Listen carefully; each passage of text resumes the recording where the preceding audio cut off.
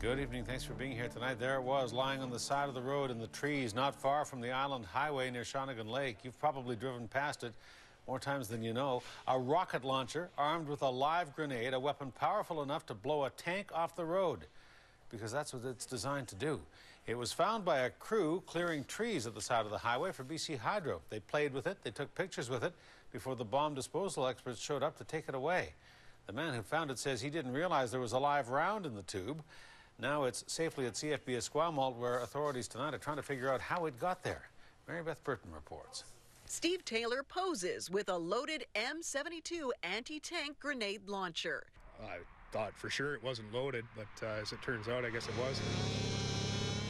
The owner of Capital Tree Service was clearing trees for BC Hydro in Shawnigan Lake off the Island Highway when he spotted the weapon. It was just up on the bank right by those two stumps. The M72 light anti-tank weapon was just 7 meters or 22 feet from the highway. Oh yeah, it stood out when I was in the bucket. I could see it. And then when I went up there to manually follow the trees, I got right over top of it, and then I could see the writing. The writing on the canister? Instructions on how to fire it. Here's military video testing the M72 law in Afghanistan.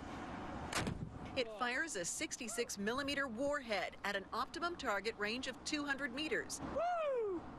Taylor says he and his crew were not fearful of the self-propelled grenade launcher. Oh, we're kind of excited. We don't really find stuff like that on the side of the road, but you never know what you might find.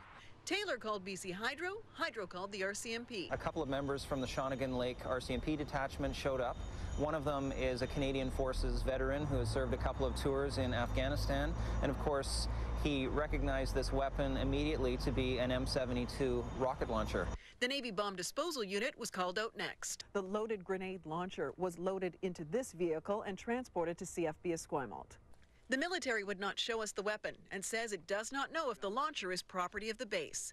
No, I can't comment on that right now. I mean, we do have this type of ordnance in our inventory, but we cannot tell if it is ours or not. It's a disturbing discovery. We would like to know who had this thing, where it came from, what their intentions were, and why it was dumped in this area of bush beside the highway. Well, the police thought maybe it bounced off a truck or something like that, but it was too far up the bank for that. I think maybe somebody threw it out of their vehicle. Maybe they came across a roadblock or something like that and threw it, but you think they'd go back for it. The weapon will have a serial number on it to help aid the investigation. The military says it's not homemade and should never have been handled by civilians. If you find any sort of ordnance, whether it being military or civilian, do not pick it up at all, and to call your local police or RCMP detachment, and it is very dangerous.